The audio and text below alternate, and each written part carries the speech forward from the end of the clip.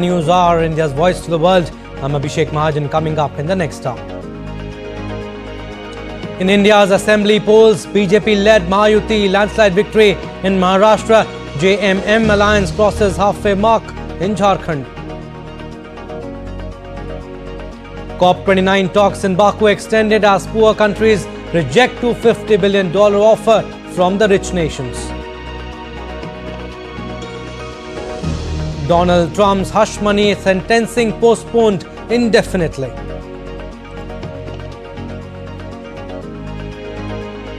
And in Perth, from a dramatic collapse to a remarkable recovery, KL Rahul and Yashasvi Jaiswal lead strong India comeback against Australia.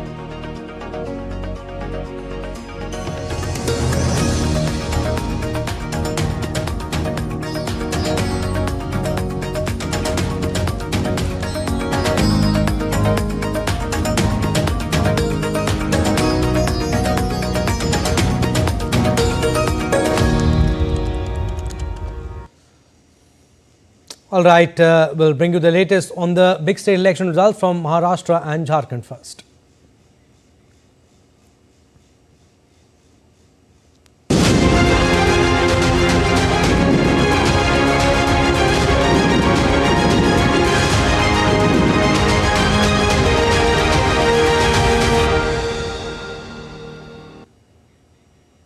The Mahayuti alliance, comprising the BJP, Shiv Sena and NCP, is poised to secure a landslide victory in Maharashtra, with trends indicating a significant lead in over 200 out of 288 seats.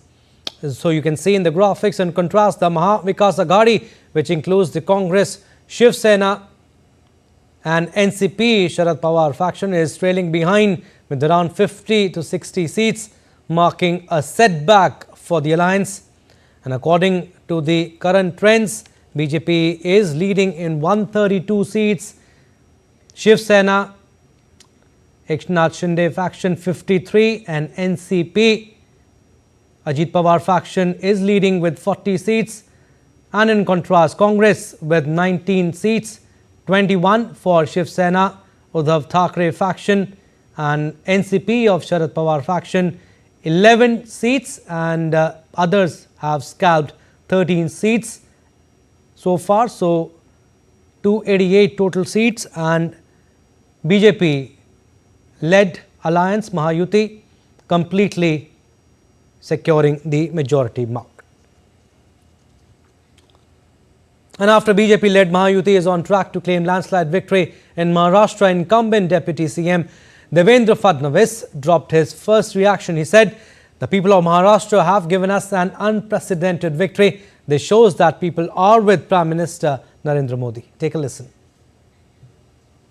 Maharashtra की जनता ने जो अप्रत्याशित इस प्रकार की जीत हमको दी है, इससे ये बात पूरी तरीके से स्थापित होती है कि महाराष्ट्र ये प्रधानमंत्री मोदी जी के पीछे है, और मोदी जी ने जो नारा दिया था, एक है तो सेफ है, इस नारे को यथार्थ में लाते हुए महाराष्ट्र के सभी समाज के सभी लोगों ने एकता दिखाते हुए महाराष्ट्र में मतदान किया है, और इसके कारण ये इतनी अच्छी जीत हमको मिली है। मैं विशेष रूप से हमारे बहनों का, लाडले भाइयों का, लाडले किसानों का, सभी का बहुत आभार व्यक्त करना चाहता हूं। And Devendra Fadnavis also gave his remarks on next CM of Maharashtra. He said there will be no dispute on the CM's face. It will be decided by the leaders of the three parties. CM पद के ऊपर कोई भी विवाद यहाँ नहीं होने वाला, क्योंकि पहले दिन से ये तय है कि चुनाव जब संपन्न होगा तो चुनाव के बाद तीनों पार्टियां मिलकर इसको तय करेगी। हमारे नेता आदरणीय होम मिनिस्टर साहब ने प्रेस कॉन्फ्रेंस में ये बहुत स्पष्ट शब्दों में बताया है कि चुनाव के बाद तीनों पार्टियां बैठेगी और इसका निर्णय करेगी। All right, let's go across to Maharashtra, Mumbai specifically, where Needy India Shama Mishra is joining us live. Shama, Maharashtra voted with enthusiasm, registering voter turnout not seen in 3 decades. Tell us, how's the atmosphere there in Maharashtra. We showed our viewers how Eknath Shinde showed the victory sign. Tell us how's the buzz, how's the atmosphere there? We are here and on a very busy Mumbai street, and this is particularly the typical Babu area, the typical Mantri area. And this line, if I show you, this entire stretch is covered in the saffron flag of BJP, Shiv Sena Eknath Shinde, and NCP Ajit Pawar. So it's the Mahayuti which is ruling the entire street, and for a lot of celebrations on both sides. One side is BJP, the other side is just opposite to this road is Eknath Shinde's office. A lot of people gathered there as well, and they had their dhol and tasha and all other forms of celebration. Now what we are talking about is how these leaders or how these people, our stalwarts, are coming ahead and giving their statements, giving their dialogue. And the first one to deliver was Devendra Fadnavis, and we have the picture very clear over here that the Mahayuti does not have any problem in deciding who will be the next CM. And definitely, as we all expected, or we had predicted that there will be series of meetings. Likewise, Devendra Fadnavis has asserted that the main leaders of all three parties would get together and decide on the name of the chief minister. We have also seen all these leaders, all the three leaders, and also the RPI Athavale, Ramdas Athavale, he was also there at Varsha Bungalow, and all of them are very happy, looking with their smiley faces, showing the victory sign, because this is very unprecedented, and we all know for BJP to secure this big victory was a very itself is a game changer. And while we are talking about the leads, let's also talk about 22 seats which BJP has already won. Eknath Shinde's seat has the number of Eknath Shinde is also coming to double digit. These are the numbers which have already been declared as winners. And let's also talk about the area which was earlier considered as Shiv Sena, the Bal Thackeray, the Uddhav Thackeray, the god of these stalwarts. But today the picture or the scenario has completely changed, and Shiv Sena, led by Eknath Shinde and BJP, they've come together and they've conquered this entire Thane region. So Mira Bhayandar, Thane, Airoli, these places have totally been conquered by the saffron, that is BJP, and Shiv Sena led by Eknath Shinde.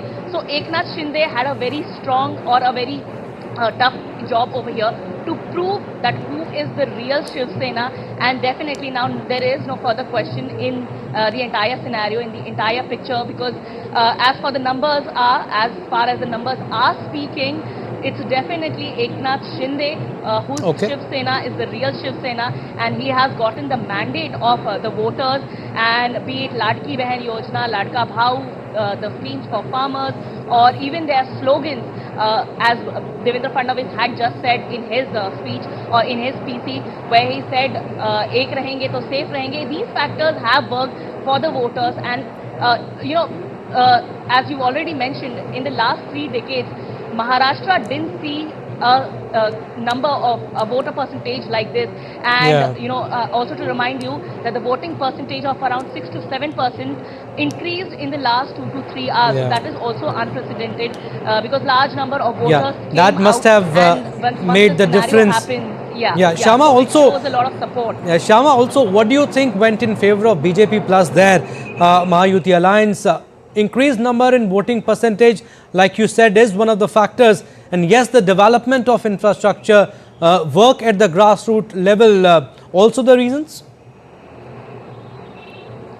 Yes, definitely. And as we are talking particularly about Eknath Shinde, let's understand that this particular area was dominated by the Shiv Sena when it was not broken, when it was not in two factions. And over there, the infrastructural developments or the attachment, the connect with the people or in the ground, at the ground level, with Eknath Shinde has definitely played a major role. Otherwise also in rest of the areas in Maharashtra, especially the urban areas that we are talking about, infrastructure development has really been a driver for the voters to come out in large numbers and vote. Because it's the traditional voters, when they say that I have an allegiance to one particular party, they usually come and they vote for one particular party. But then when a lot of people see what is the development happening on ground level, including the coastal road, the Atal Setu, which is the Mumbai Trans Harbour link, the longest sea bridge of India, and all other infrastructural development which brings convenience to the people of Mumbai. It reduced all these projects that I'm listing. They've reduced the travel time, drastically, and brought about a lot of convenience in people's lives. So people really want that this particular the development, the work of development, the order, the series of development should continue, and that is why large number of people have come out and voted for development. Mind you, even on the day of polling, when we had spoken to a lot of people who came out to vote at their respective polling booths, we definitely did not ask the direct way, whom did you vote for, but we asked what issues they kept in mind while voting, and that was progress, development, infrastructure development, and all other related issues that a common man faces. Right. And as I've mentioned, as I've listed earlier, schemes like the Ladki Behan, the stipend for the youth, training centers for the youth, the welfare schemes for farmers, they've already come out in, it's come out for the voters as a beneficial factor, and that is why, this is a way of paying back to the development's purpose, and that is how Mahayuti over here has gained so much that, in the last 30 years, this is unprecedented. Yes, this is unprecedented, and all these factors that you have listed worked in favor of Mahayuti alliance, and historic victory for them, and they are all set to form the government. Thank you for the time being, Shama, but yes, we'll keep taking updates from you. Counting is also underway in Jharkhand. After trailing in the initial rounds, Jharkhand Chief Minister Hemant Soren's JMM-led India bloc made a comeback and is currently ahead in more than 50 seats in the 81-member State Assembly. The BJP-led NDA is leading in 21 seats. Let's see the trends now, how they fare. BJP leading in 22. ATSU, which is part of the alliance, is 1. JMM, who have the government also, the incumbent government, 34 seats they are leading, and 15 Congress, some respite for the Congress there too, and RJD on 4 seats. They all form the alliance, which comes out to be 53 over 50, and clearly they hit the majority mark also, and others they have scalped 5 seats. So clearly JMM, despite all what happened in the past few months, they have managed to secure victory.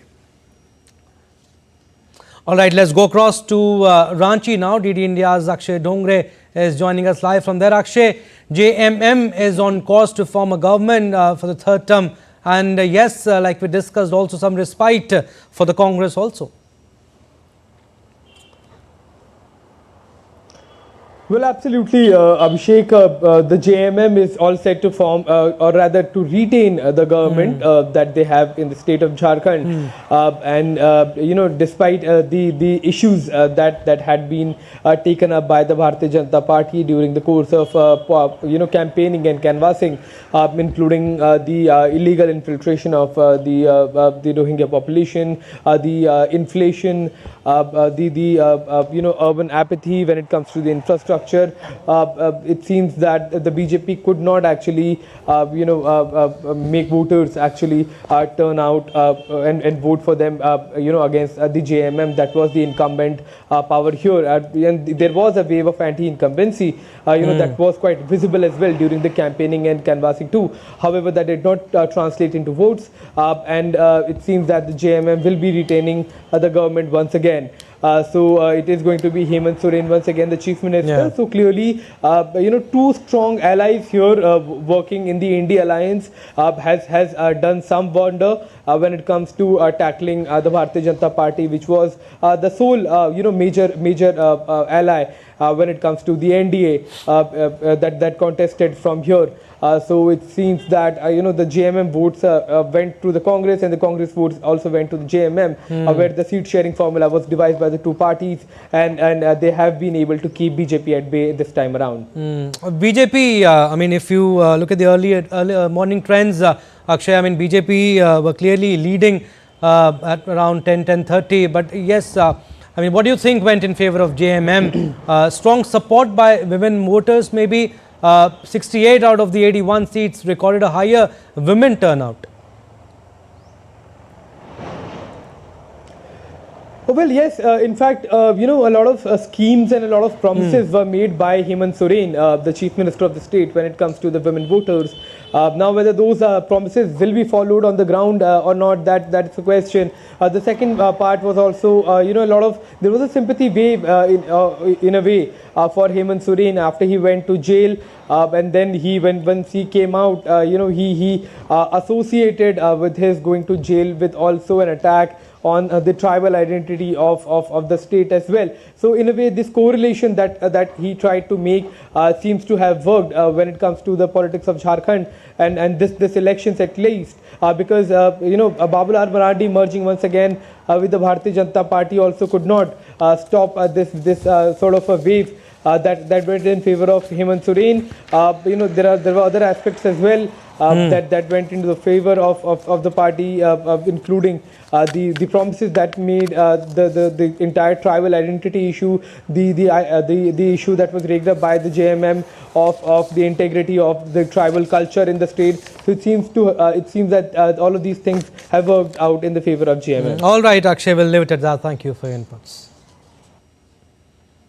As the counting progressed for the by-elections in 9 Uttar Pradesh Assembly constituencies, the Bharatiya Janata Party candidates appear to be leading in several seats. Samajwadi Party candidate Naseem Solanki was declared the winner from the Sishamau constituency, and Tej Pratap Singh was declared the winner from the Karhal constituency. While the results of these by-elections will not directly alter the composition of the 403-member Uttar Pradesh Assembly, they are considered significant in terms of political prestige for both the ruling BJP and the opposition parties. And the counting of votes for the by-polls to 48 assembly seats in 13 states and 2 parliamentary seats in Nanded in Maharashtra and Wayanad in Kerala is also underway. BJP's Santukrao Hambarde is leading in Nanded, while Congress General Secretary Priyanka Gandhi Vadra is leading by over 3 lakh votes in Wayanad. And counting of votes in 5 assembly constituencies in the northeast Indian state of Assam, where by-elections were recently held, is underway. The BJP and its allies are leading in 4 seats, including Behali. The trend of 1 seat is yet to come in. The by-polls were held on November 13th. 34 candidates contested the by-polls. Now let's take a look at some of the prominent candidates who have won or are on the course of victory in the assembly polls in Maharashtra and Jharkhand.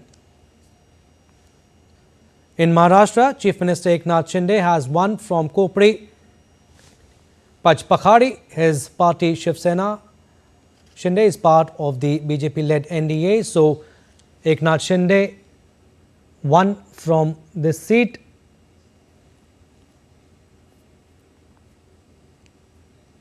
Now, Deputy Chief Minister and BJP leader Devendra Fadnavis has also won from Nagpur Southwest. Now, Ajit Pawar, again key candidate who also served as the state's deputy CM, has also won from Baramati.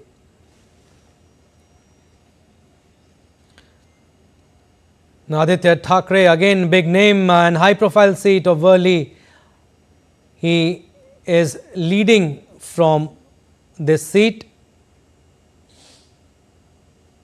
From Maharashtra Worli, Aditya Thackeray is leading.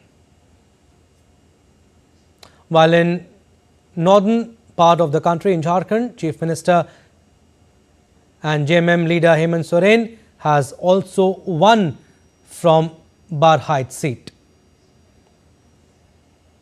While his wife Kalpana Soren is leading from Gande, and former Chief Minister and BJP leader Champai Soren is also leading from Saraikela. Now let's take a look at prominent candidates who are trailing in the assembly polls. In Maharashtra, Shiv Sena Shinde leader Milind Deora is trailing from the Worli seat. It's another high profile seat. NCP leader Nawab Malik is trailing from Mankhurd Shivaji Nagar. And in Jharkhand, former Deputy CM and All Jharkhand Students Union President Sudesh Mahto is trailing from Sili.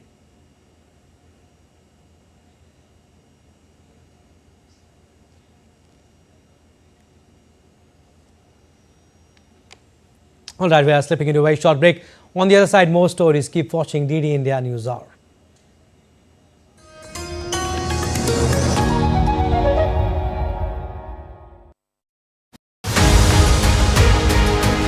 Nakwana Namaste. The long wait of 17 years is finally over as the plane of Prime Minister Narendra Modi touches down Abuja. The voice of Global South is amplified in Nigeria. The mother of democracy meeting the largest democracy of Africa. ये सिर्फ मोदी का सम्मान नहीं है, ये सम्मान भारत के करोड़ों लोगों। What special program India-Nigeria strengthening relations on Saturday at 5 p.m. IST only on DD India.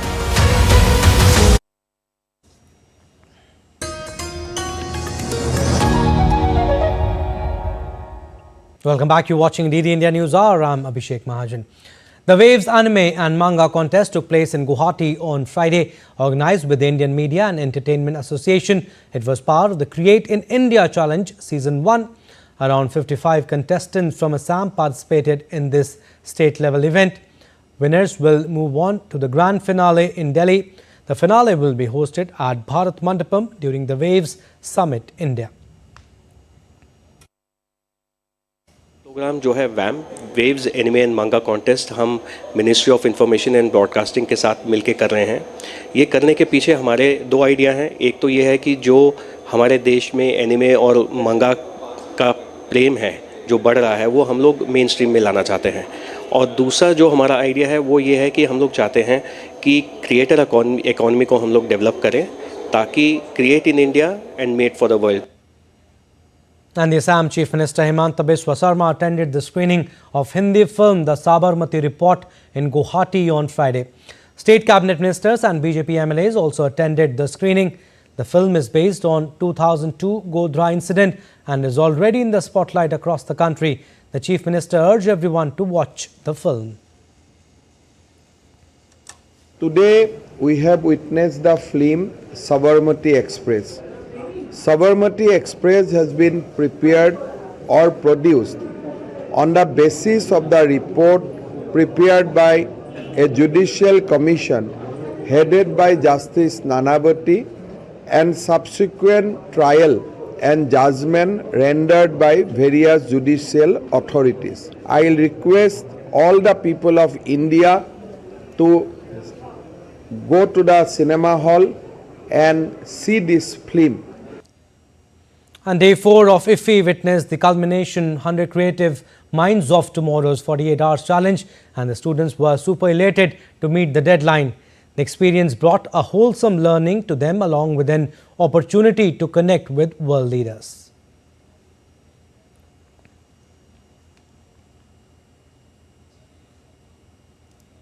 All right, so day 4 of IFFI witnessed the culmination of 100 Creative Minds of Tomorrow's 48 Hours Challenge, and the students were super elated to meet the deadline. The experience brought a wholesome learning to them along with an opportunity to connect with the world leaders. And a few days ago, newly launched OTT platform Waves. It was launched by Prasar Bharati and creating ripples among the cine goers. All right, we'll go across to Goa now. Deepika Mehto is joining us live from there. Deepika, good evening. How's the buzz there in IFFI? What all events are lined up today, and how has been this edition different from the previous ones? Good evening, Abhishek. We are right now in Goa when we talk about the 4th day of International Film Festival of India, let me tell you that the continuous screenings are happening here in Goa, but apart from that, because we've got many segments here which are Indian panorama, the Goan section and different sections, and the celebrities are continuously walking the red carpet to meet and greet the fans, to meet and greet the cinema lovers here, and doing back-to-back press conferences. Also, there's a special emphasis on Prasar Bharati's OTT platform as well, which we can see through all the celebrities who've been talking about the OTT platform, because they feel really liberal with the content now because of the availability of the OTT platform. Now let me take you through the highlight of day 4, which is the Creative Minds of Tomorrow's 48-hour challenge, which ended today at around 12:15 p.m. They were there to capture the moments, and 100 participants, 100 students were there to participate in CMOT, which is Creative Minds of Tomorrow challenge, and they were working on the project till the last second. And when the final clock ticked, the 48th hour of the challenge, the students were seen crying, the students were seen cheering, the students were seen celebrating the moment, because they could make it possible in those 48 hours where they did not even sleep, they did not eat, but kept shooting the film. The theme was relationship in the age of technology. Now the final results of Creative Mind of Tomorrow's winner will come tomorrow, but here through CMOT, they've also got an opportunity to connect with the international business platforms, to connect with international business leaders as well as the filmmakers, and they've also got the opportunity to get a hang of how to shoot the films with limited number of sources, limited number of economy, and how they can make the best content out of that. And not only this, legendary actors and actresses are continuously joining in the students over here to share their expertise on how to make a film considering the current trend of Indian and global cinema. Abhishek. Deepika, also, newly launched OTT platform Waves, launched by Prasar Bharati. How is this creating ripples among the cinegoers? It is a game changer, Abhishek, altogether when we talk about the newly launched Waves platform, the audio-visual platform which has been launched by Prasar Bharati, which is available in 10 languages. And as the chairman of Prasar Bharati says that they are aiming to launch it in more number of regional languages along with dialects. And we've been having the star cast of different serials which are being launched on the OTT platform Waves. Yesterday, the entire star cast of 4G 2 was present, who paid tribute to Shah Rukh Khan, because 4G belonged to Shah Rukh Khan, and the second version of 4G 2 is coming in which Gauhar Khan is the lead actor. And we've been hearing it from many of the celebrities. One of the celebrities, Sanjay Mishra, who spoke about the OTT platform, who said that Doordarshan has always been been there in the blood of all the viewers, and now OTT comes as a fresh breath of wave for them. And we've been talking to other stars, also Hollywood and Bollywood stars, who really take it up as an opportunity, because this OTT platform is accessible in regional areas as well, in every nook and corner of the country, and it offers a wide-ranging opportunity to young filmmakers, young minds, to showcase their talent on the OTT platform. Not only this, the archival content of Prasar Bharati is also available and accessible to the users through the OTT platform. Abhishek. All right, Deepika, we'll leave it at that. Thank you for your inputs. Prime Minister Narendra Modi has the Indian community in abroad and also people from other countries to take part in the Bharat Ko Janiye quiz. Sharing the link of the quiz on social media site X, he said, and I quote, "This quiz deepens the connect between India and its diaspora worldwide. It's also a wonderful way to rediscover our rich heritage and vibrant culture.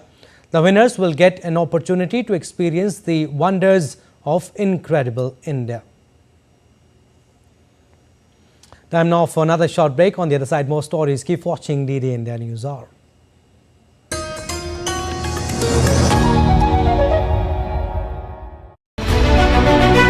This is a special episode where we are taking a close look at the bonds between India and one of its important neighbors in the Indian Ocean, the Maldives. India provides educational and training opportunities to us. Whenever we need help, India has been the first country to respond. In my career as a journalist, it was an Indian teacher who got me interested in writing.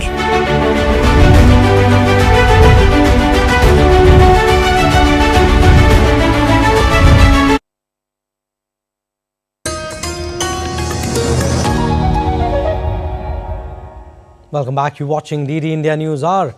I'm Abhishek Mahajan. Recap of what we've done so far.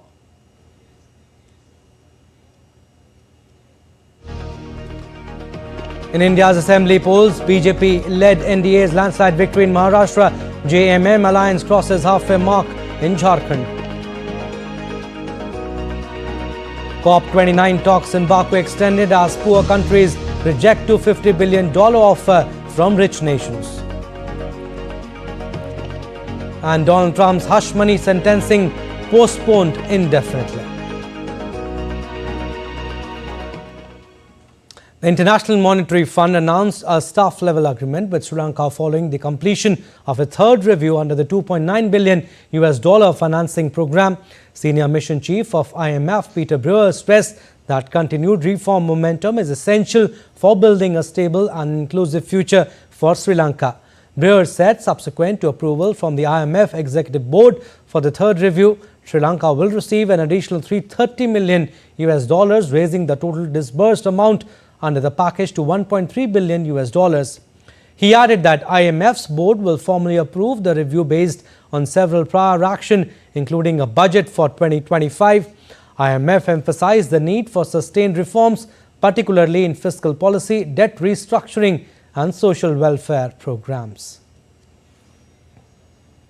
Completion of the review by the IMF Executive Board requires the implementation by the authorities of prior actions, including the submission of a 2025 budget consistent with program objectives. Upon completion of the Executive Board review, Sri Lanka would have access to about $330 million. This would bring IMF financial support to disbursed under the arrangement to a total of about $1.3 billion. As per the latest reports, at least 32 people were killed and 47 others wounded in fresh sectarian clashes in northwest Pakistan. The incident took place 2 days after an attack on Shiite passengers convoy killed 43 in the region. More details are awaited. And Russia's President Vladimir Putin has said that the country would continue testing the hypersonic Oreshnik missile, which was launched at Ukraine the previous day, and initiate mass production of the new missile system. Putin added that there are no countermeasure exists for such a missile and no means of intercepting it are available anywhere in the world today. Further, he also emphasized that testing of this newest system will continue and the establishment of serial production is deemed necessary.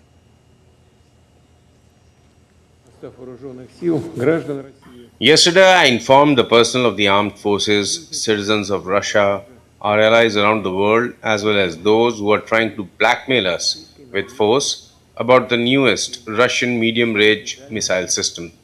This is your complex, which you call Oreshnik. This is a ballistic missile in a non-nuclear hypersonic equipment.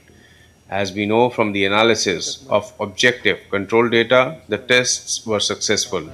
And as has already been said, we will continue these tests, including in combat conditions, depending on the situation and the nature of the security threats that are created for Russia.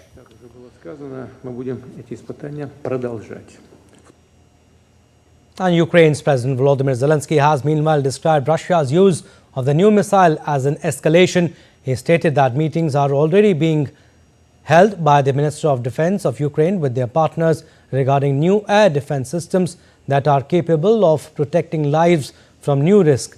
He also emphasized that vigilance must be maintained by Ukrainians. Russian Foreign Minister Sergei Lavrov said that Russia's strike on Ukrainian city of Dnipro with a new intermediate-range missile has frightened Ukrainian President Volodymyr Zelensky. DD India's Abhishek Bose brings us this report. Ukraine's parliament cancelled its session on Friday over Russia's launching of an intercontinental ballistic missile on the central Ukrainian city of Dnipro. Russia said the strike on Ukraine was designed as a message to the West against its support to Ukraine. In a defiant message to the West, Russian President Vladimir Putin said that Moscow has the right to strike countries whose weapons are used by Ukraine to hit Russian territory. He threatened that the prospect of further strikes depends on the actions of the United States and its satellites. I repeat, the Orishnik missile systems are being tested in combat conditions by us in response to the aggressive actions of NATO countries against Russia. The question of further deployment of medium-range and shorter-range missiles will be decided by us depending on the actions of the United States and its satellites. Now, after Putin's warning to the West, Sweden said it will not be intimidated by Russia's provocations. Sweden also announced substantial funding to Ukraine for the procurement of long-range missiles and drones. The Russian escalation and provocation, also that we've been noticing recently, is also an attempt to scare us to support Ukraine, and that will fail. The Swedish government is ready to contribute with substantial funding for the mass production of long-range missiles and drones. We will support the Ukraine defense industry by funding the procurement of these long-range missiles and drones. Ukraine said it's increasing its air defense capabilities. Meanwhile, NATO and Ukraine will hold emergency talks next week after Russia's hypersonic ballistic missile attack that escalated nearly 33-month-old war. Abhishek Bose for DD India. And heated negotiations on a global climate deal spilled into Saturday after developing nations rejected an initial $250 billion offer from rich countries to help them tackle global warming. COP29 presidency's lead negotiator Yalchin Rafiev said that the draft deal had room for improvement. COP29 host Azerbaijan urged nations to keep striving but admitted the $250 billion figure to be reached by 2035 was not fair or ambitious enough. The rejected proposal raised an existing commitment of $100 billion a year from rich nations. The alliance of small island states for which climate change is an existential threat said the offer showed contempt for our vulnerable people. A group of 134 developing states had demanded at least $500 billion towards the cost of building resilience against climate change and reducing planet warming emissions. Today we have published a streamlined package of the draft decisions, and that includes also a $250 billion goal by the developed countries. We will continue to work with the parties to make the final adjustments to those issues that are still outstanding, and we will try to make sure that, and we are committed to make sure that this COP has the most ambitious outcome by pushing all the parties to get there. In weather news, a major storm moving through northern California toppled trees and dropped record amounts of rain in Sonoma County. Relentless rainfall have also triggered flash floods leading to road closures in several areas. Sonoma County has received close to 11 inches of rain and had the second wettest day in a 24-hour period on record. Forecasters warned the risk of flash flooding and rock slides would continue until next Monday. And a massive avalanche occurred in China's Xinjiang Uyghur region on Thursday, engulfing the entire valley below in seconds. The dramatic moment captured enormous mass of snow cascading down from the summit of Chakragil in the Kunlun Mountains. However, no injuries or casualties were reported. The Chakragil, which is more than 6,000 meters above sea level, is constantly covered with snow. The region had recently experienced heavy snowfall, resulting in a buildup of snow thick enough to trigger the avalanche. And the judge in Donald Trump's criminal hush money case delayed his sentencing indefinitely. The judge overseeing Donald Trump's criminal hush money trial has adjourned his sentencing, which was set for next Tuesday. The judge also granted Trump's request to file a motion to dismiss the case, ordering his legal team to submit their papers by December 2, and prosecutors have a week to respond. Trump was convicted in May this year on 34 felony counts involving hush money paid to an adult film star. And Canada has confirmed the first case of Clade 1 Mpox. The case was reported in Manitoba. The country's public health agency has said that this is a travel-related case which is associated with an ongoing outbreak of Clade 1 Mpox in Central and Eastern Africa. Earlier in the day, the World Health Organization said that Mpox outbreak continues to represent a public health emergency. The U.S. state of California has reported a possible case of bird flu in a child with mild respiratory symptoms. The Public Health Department said that there was no evidence of human-to-human transmission of the virus and that the child's family members tested negative. Officials have said they have sent test specimens from the child to the U.S. Centers for Disease Control and Prevention for confirmation. Although human infections in the U.S. have been rare, bird flu has infected 53 people since April. Let's now take a look at other stories making news around the world. North Korea condemned recent joint military drills by the United States, South Korea and Japan on Saturday. U.S. also warned of immediate actions if needed to defend the state. North Korea said such drills show the relationship among the three countries has developed into the Asian version of NATO. Australian police arrested 3 climate change activists on Saturday. The arrests were made when protesters tried to disrupt the movement of vessels at the country's biggest coal port, Newcastle. Hundreds of activists were in the harbour near the port as part of a 50-hour blockade that started on Friday. A launch and a signing ceremony for the Hong Kong AI Innovation and Technology Training Centre was held at Cyberport on Friday. The centre is a project by Baidu Al Cludan Hong Kong Kian Fan Technology Company. Training and teaching programs will be launched in the centre by 2025. Back in India, the National Monument Authority of India celebrates its 14th Foundation Day in Delhi on Saturday. Releasing the annual report for the year 23-24, Minister for Culture and Tourism Gajendra Singh Shekhawat said that the cultural heritage of India has given it an edge over its rivals. He expressed that the last 10 years of the Narendra Modi government has assured that the heritage of India is well preserved. आर्थिक दृष्टि से, सामरिक दृष्टि से, तकनीकी की दृष्टि से भारत की का सामर्थ्य और शक्ति की एक नई पहचान जिस तरह से पूरे विश्व भर में बनी, उसके साथ साथ में सम्मानीय प्रधानमंत्री जी का बराबर बल अपनी विरासत के सम्मान और संरक्षण इन दोनों पर भी रहा है. And the National Monument Authority ensures the orderly preservation, conservation, protection and maintenance of all the ancient monuments of India. DDI India correspondent Vishal Barrister speaks to the chairman of the National Monument Authority of India on 14th Foundation Day. Our rich cultural heritage gives us an edge over our competitors across the globe. Today we are celebrating the 14th Foundation Day of the National Monument Authority, and I have with me Chairperson of the NMA, Professor Kishore K. Basa. Let's talk to him and find out.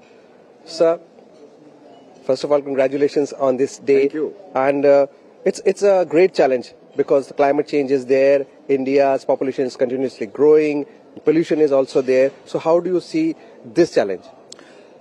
The challenges are there, but I must say that heritage is the biography of a nation. It is our responsibility not only to preserve the heritage for our present, but we have to transmit this heritage to our successive generations. Professor Basa, when we talk about the national monuments, there are 3,600 in numbers. So how many have you really protected and under the proper guidelines? We have two mandates. The first mandate is that there are 3,697 centrally protected monuments which are declared by the Archaeological Survey of India.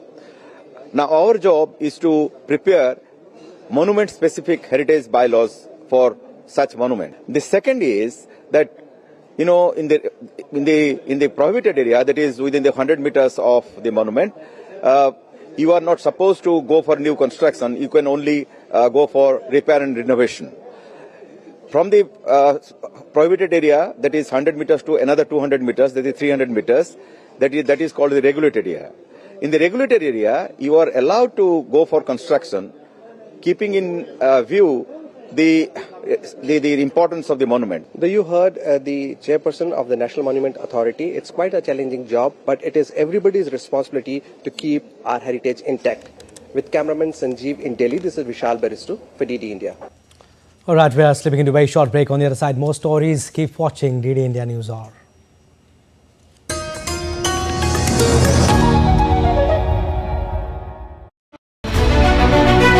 This is a special episode where we are taking a close look at the bonds between India and one of its important neighbors in the Indian Ocean, the Maldives. India provides educational and training opportunities to us. Whenever we need help, India has been the first country to respond. In my career as a journalist, it was an Indian teacher who got me interested in writing.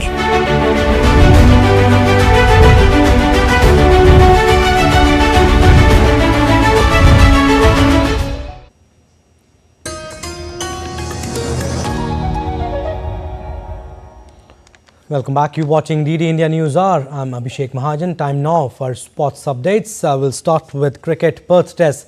India has dominated day 2 of the test against Australia, consolidating their position at stumps. Yashasvi Jaiswal and KL Rahul are unbeaten, stretching India's lead to 218 runs, and India are 172 without losing a wicket after 57 overs. Good news is that India didn't lose a single wicket in the final 2 sessions. Yashasvi Jaiswal is unbeaten on 90, while KL Rahul is at the crease on 62 runs. Earlier, Jasprit Bumrah took a 5-wicket haul as India bundled out Australia for 104, taking a 46-run lead in the first innings. Resuming the day at 67 for 7, Australia lost the wicket of Alex Carey and Nathan Lyon in the early stages.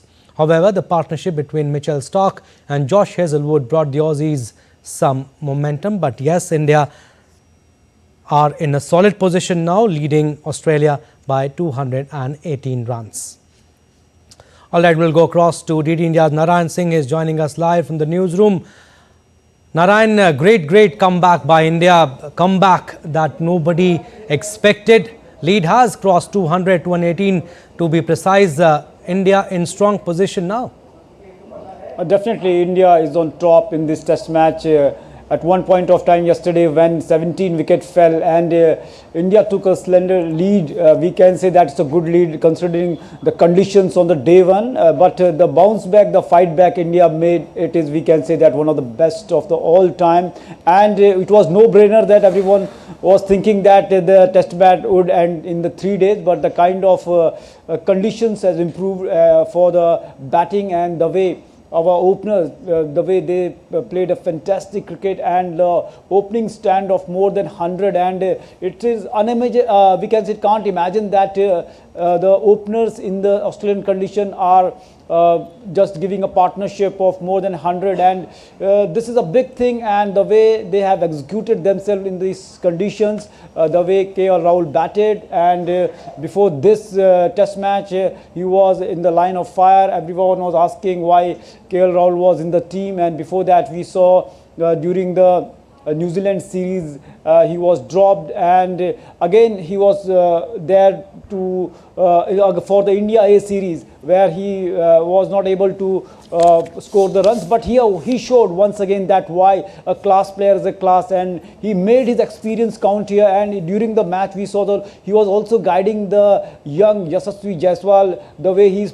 playing the flashy shots, and he said that definitely he has told him that it's time to keep your temperament in check, and exactly that Yashasvi Jaiswal did. And the fantastic partnership, he is at the 90 runs, and hoping that right now the lead is around 218, and from here if India adds around 200, it's going to be around we can say 418, and definitely it's going to be a Herculean task for Australia from here. And we know that at this Optus Stadium, the newly built stadium, which was started, I think the last match India played here in 2018, and India lost that match where Virat Kohli scored a century. But this time around that the fortress is going to be breached. It is we can say the inevitable. Narayan, also you think pitch has also eased out a bit, but the approach you think has also changed, which has worked so far in India's favour. If you look at the statistics, I mean, Yashasvi Jaiswal 90 of 193 deliveries, KL Rahul also 62 of 153 balls. Abhishek, if you take a look at this team, initially when the playing 11 was announced, where we saw that Harshit Rana was there, Nitish Kumar Reddy was there, and apart from that, Ravichandran Ashwin and Ravindra Jadeja were benched. So it was looking quite shocking decision to just, even if the conditions were very favorable to the pace bowlers, but benching Ravindra Jadeja and bringing, we can say that going for a batting, that it was looking more like a T20 team in such conditions. But kudos to the selectors and kudos to the BCCI management, the way they showed the courage and fielded a team like this, and definitely they paid the dividend here. And the way our batsmen performed, especially in the first inning, also Nitish Kumar Reddy played, and if you take a look at the first inning score of the KL Rahul, it's not bad, and he got out due to a controversial decision. So all in all, the stats, we can say that they went for, rather than, if you talk about the KL or about the Yashasvi Jaiswal, we know that he's a very aggressive and stroke playing batsman, and but here he just changed his tempo, and one point of time the boundaries were dried up for the India, but they kept their composure, they remained cool and calm in such testing condition, and just didn't gifted their wicket to the opponents. They were trying a lot, and the way Hazelwood was bowling, we can say that the bowling was exceptional, but the way they just stopped and the way they played to the potential and according to the conditions, definitely kudos to both the openers here. Yeah, this was the approach Narayan was talking about, that they are not hitting or smashing every ball. They are taking their time, like you also mentioned that KL Rahul is specifically telling Yashasvi Jaiswal to control his instincts, and the result we have in front of everyone. Jaiswal is playing on 90 and Rahul on 62. Thank you, Narayan. We'll leave it at that. Thank you for your inputs. The Asia Pacific bocce and bowling competition not only showcased the incredible abilities of athletes with intellectual disabilities, but also reflected India's growing commitment to inclusivity and global sportsmanship. With the strong support from Prime Minister Narendra Modi and the dedicated efforts of Special Olympics Bharat, the event successfully promoted awareness and inspired change. Watch this exclusive report by DD India's Narayan Singh. India recently hosted the Asia Pacific bocce and bowling competition, marking a milestone for athletes with intellectual disabilities. Organized by Special Olympic Bharat, the event provided an extraordinary platform for these athletes to showcase their talent on an international stage. Prime Minister Narendra Modi has also been a strong advocate for athletes with intellectual disabilities. In his Mann Ki Baat address also, he highlighted their abilities and potential, emphasizing the importance of supporting and celebrating their achievements. All the countries who have participated are like divine for us, they are like God. So we have been able to do the best for the countries. They have come here for the first time, and the athletes who are disabled are here from a long distance. So it was a big challenge for them to come all the way. But Special Olympics Bharat has been a very good host, and we are looking forward to more such international events in our country. For the first time, a campaign of this scale was launched to promote the cause of the special athletes. Extensive branding throughout Delhi ensured the event reached the general public. The cleanliness drive undertaken during the promotion was commendable. मुझे लगता है कि दिल्ली के आम लोगों में इस बात की चर्चा है कि स्पेशल ओलंपिक क्या है, स्पेशल ओलंपिक का खेल किस प्रकार से हो रहा है। आपने देखा होगा कि हमारी ओपनिंग सेरेमनी 5-7 हज़ार लोग आते हैं। हमने दिल्ली के लगभग हर कोने तक जाकर एक कैंपेन बनाया, एक ब्रांडिंग करी और लोगों तक ये मैसेज गया। लगभग सभी स्पेशल स्कूल्स तक ये बात गई, सभी स्कूलों तक हमने गया और सैकड़ों स्कूलों को हमने इसके साथ जोड़ा है। मैं आपको राजौरी गार्डन की एक घटना बताता हूँ। राजौरी गार्डन में एक जगह पर जहाँ पर हमारा ये बोची एंड बॉलिंग का कंपटीशन हो रहा था, वहाँ पर हमने 25 ट्रक कूड़ा हटवाने का काम किया। India's growing reputation as a host for mega international events continues to soar.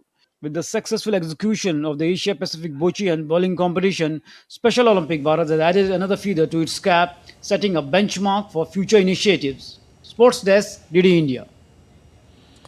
The Netherlands made history as they reached the Davis Cup final for the first time after beating Germany 2-0 on Friday. Singles wins for Botic van der Zand Schulp and Dalen Greek Spurs sparked a party among the orange-clad Dutch fans inside the Jose Maria Martin Carpena Arena. They will now face either defending champions Italy or Australia in Sunday's final. Wande Zanschulp, the player who ended Spanish great Rafael Nadal's career on Tuesday, held his nerve to beat Daniel Altmaier 6-4, 6-7, 6-3. Talent Greek sport fought back against Germany's Jan Lennard Struff to win his singles match and seal the decisive win with his 25th ace. Well, that's all for this edition of DD India News Hour, but do let us know your thoughts on the news of the day. For those on the go, you can get all the latest news and updates from India and across the world on DD India mobile app. The app is available on both Android and iOS. Scan the QR code on the screen to download now. And we'll be back with more news as it breaks here on DD India. I'm Abhishek Mahajan from all of us here in Delhi. Thanks for watching DD India News Hour.